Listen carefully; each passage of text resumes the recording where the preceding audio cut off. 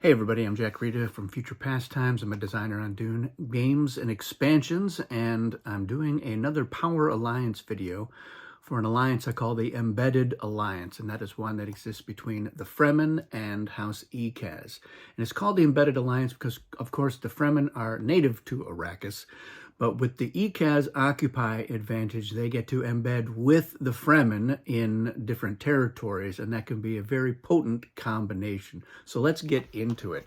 Now, the Fremen can withstand some losses from the storm, but more importantly, they are not devoured by the worm. And that is an alliance advantage that can be extended to their allies. It's one that is often overlooked because it just doesn't really come up that often. But the great thing about the Occupy advantage is that it's not just for strongholds. It's any territory. So the Fremen and the Ekaz, if they're allied, they can and should go after spice blows because they are much better at defending it. Once they collect the spice, if they're both in the territory together, they can split that spice up however they want. Normally, the Fremen don't really need a lot of spice, so they can usually let the Ekaz faction benefit more heavily from the spice collection if they're going after spice blows. And that will feed into another part of the strategy, which I'll get to in just a second.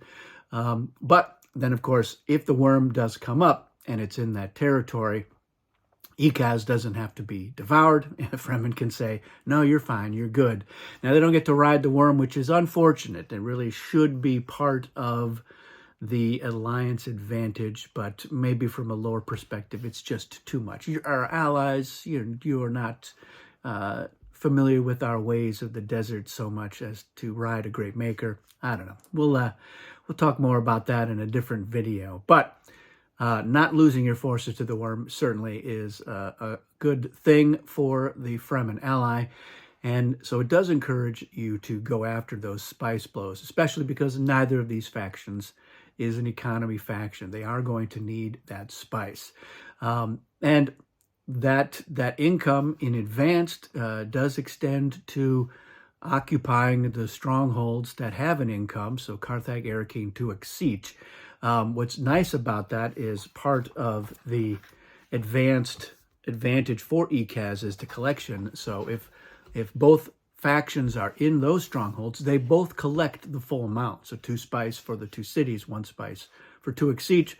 It's not a lot of spice, but suddenly now your faction has 4 spice if you're occupying Arakeen instead of just getting 2 spice. So that is a nice little extra cushion there, especially because, again, the only thing that Fremen need the spice for is buying cards. And again, with the Tleilaxu, they may want to have spice for extra revivals or possibly trying to get a leader out early. Now, the Fremen have, on the whole, very good leaders. But with this advantage, if they get into an alliance through the Ekaz ambassador, Ekaz can give Duke Vidal to the Fremen, especially if they're thinking about getting into a fight that turn. So Duke Vidal, 6 strength leader, no traitor card. So you don't have to worry about traitors or face dancers if you are using Duke Vidal in a battle. Now, getting back to the cards, the great thing about the Occupy advantage is that only one faction in that alliance needs to have a really good hand of cards.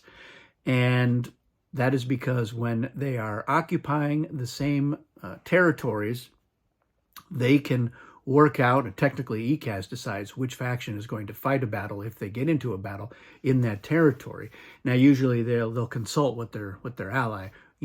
What do you think? Do you want to fight the Harkonnen here or the Atreides there, or do you want me to fight them? And they can share information about their hands. But again, if they're really working as a strong alliance, then they can make sure that one of them has a full hand of cards, and presumably they'll have at least a weapon and a defense.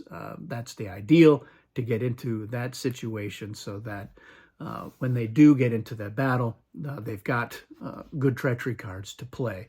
Now, of course, the way that the Occupy advantage works is that irrespective of which faction is fighting the battle, it's always ECAS's allies' forces that are going to be dialed. So in this alliance here, it's always going to be the Fremen forces that need to be dialed. And guess what?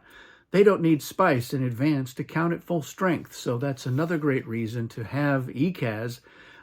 They can fight the battle.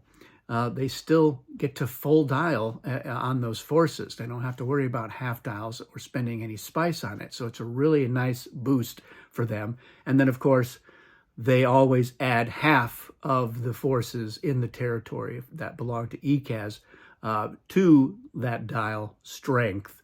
And again, without needing spice. So even if they don't go after spice in the desert, which they should, they're not going to need that spice for fighting battles. They're going to be a very strong faction fighting those battles. So it's the best combination for that sort of thing, because even if they get some Fedaykin in there, they count as 2, and they don't need spice. So the free revival of 3 forces for ECAS as an ally to Fremen is nice as well. So they do get into some of those battles. If they haven't won the game already, ECAS automatically is going to lose roughly half of their forces in each of those battles, but be able to get 3 of them out for free in the next game turn is a really nice perk. Now, all the other advantages that ECAS brings to the table, with the exception of the Fremen ambassador, they can have their ally, the Fremen, benefit from those advantages. So revive one of your leaders or up to 4 forces for free, for example, if they trigger the Tleilaxu ambassador. Keep in mind, though, that the Fremen themselves won't be able to trigger any of those ambassadors. So it is going to be other players. But again, when it's time to, in the revival phase, put some ambassadors down, they can consult, they can look at which, it's public which ambassadors are available, but they can consult about where do you want to put these guys, where we're most likely to trigger them, and who do you think should benefit from that.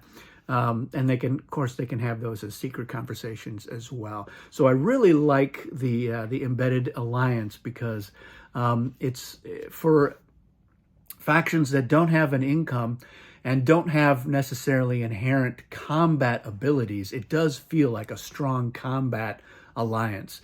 They are more likely to be able to get some treachery cards into the hands of one faction.